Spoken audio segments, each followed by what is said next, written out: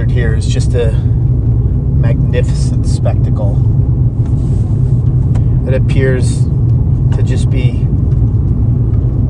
rocks and sky, sand.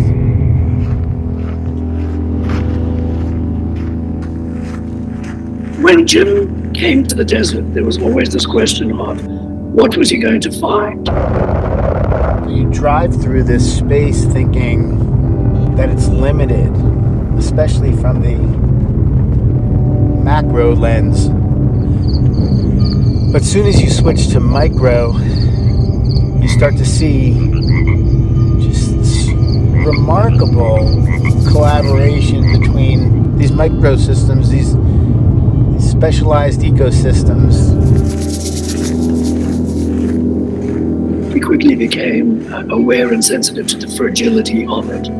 And Jim, focused on a very specific part of the desert that's fragile, the cryptobiotic soil or desert crust, and made work that brings awareness to it and also makes us aware of the beauty of it.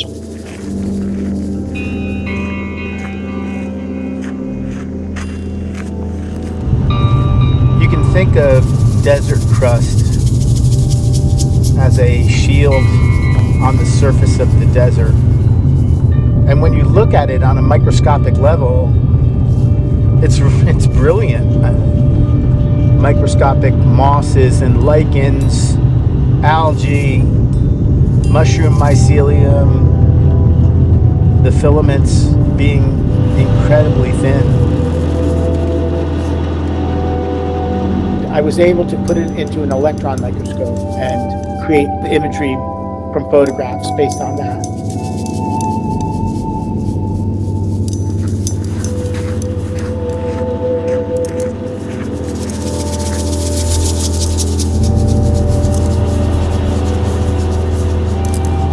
I started getting very interested in the boulders that were there, the soil and the crust and the deeper earth. This rock has a kind of porous quality to it. Bring those all together in a way that made us understand the landscape more profoundly. What makes this work so resonant is that it ignites your sense of wonder. It's just so impactful and evocative. It's beautiful, it's mysterious. It draws you into it literally up inside of this boulder. These specific works have this beauty and fragility that attracts you to them. It's a very unique combination of fragility and impact, or substance. And people are very surprised when I lift it for them to reveal the interior. They're surprised at the lightness of the work. This work fits into Jim's larger body of work. I would say, in my mind, Jim is in a partnership with nature. Some of the work is inspired by nature. Some of the work is made using natural processes. The partnership aspects of Jim's work I see very much reflected in the mushroom drawings. Over 2 decades ago, I started working with mushrooms. I pull them apart, I lay them down on paper, I cover the entire thing to secure the environment that they're in, and then I walk away. And I can walk away for 2 hours, or I can walk away for 48 hours. It really depends on how I feel about the mushrooms, right? And when I come back, pull the paper off, carefully pull the mushrooms off. Sometimes what's remaining is this incredible patterning that occurred over time.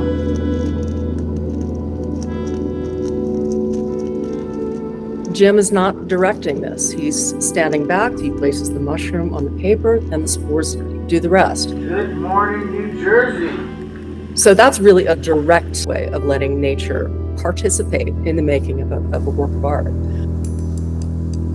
Jim's work is a strong representation of a new way of being in the world, a new way of relating to the natural world. I think nothing could be more urgent because of the environmental crisis. We are suspended uncomfortably between paradigms. The modern Western worldview that placed the human in the center is no longer viable. That's wild. People are looking for new ways of being in the world, more viable ways of being in relation to nature, to the natural world. Jim's work sets an example of ways of being with nature as partner, as mentor,